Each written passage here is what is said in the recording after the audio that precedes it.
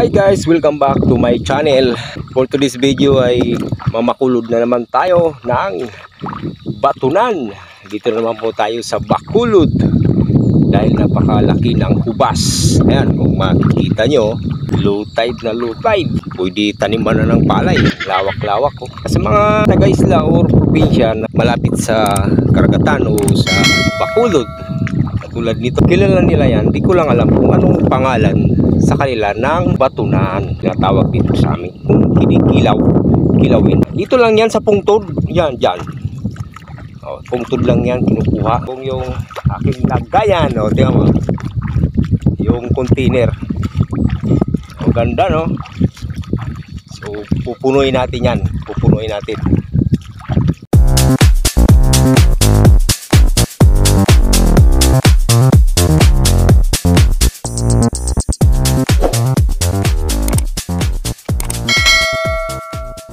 Ayan o, ayan, yan, ito, mayroon, dinudukot lang yan, kasi nag-uurok yan sa ilalim. O, ayan, ito yung batunan. Oh, umiihi pa. Ayan, kikilawin niya mamaya. Kikilawin, butangan ng limon, yan, tapos sili, yun. Shout out sa mga nakakakilala nitong batunan. Yan, shout out sa kumakain nito. Uy, may kasama pang ano, shells, oh. Yan, batunan.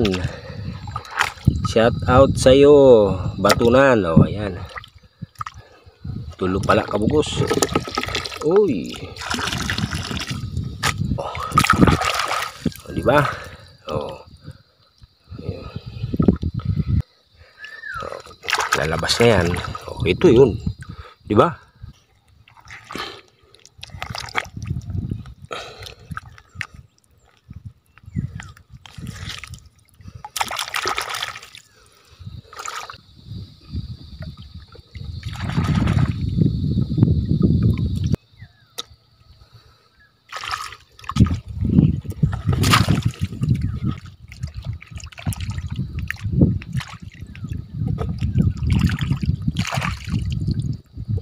O, ito lang nakuha ko. Kilawin natin mamaya. Kalamansi o limon lang, tsaka sili ang katapat nito.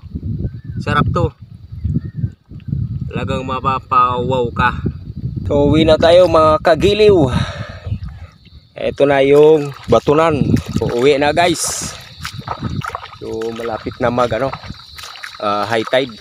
Dito natin lilinisan kasi maraming tubig. Yan o. Diba? Ayan.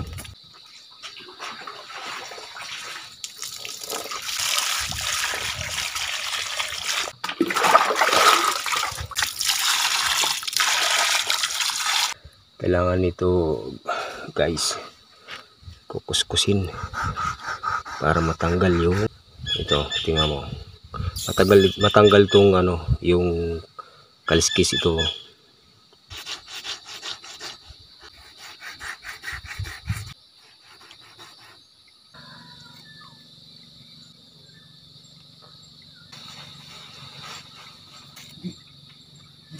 Kailangan natin na biyakin, alisin yung tinae ba, buhangin ang kinakain nito eh.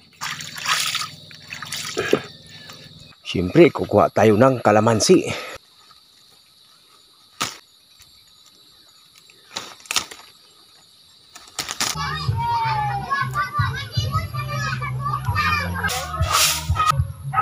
Ang dako.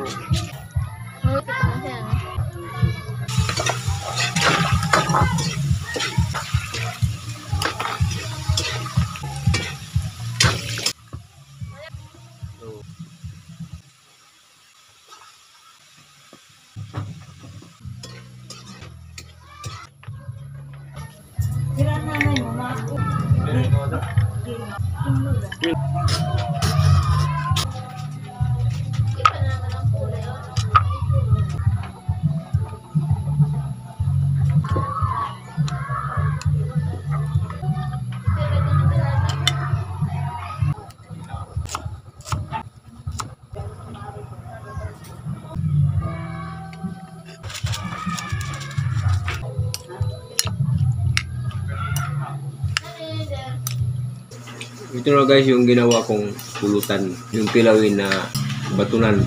Siyempre ito yung kailangan.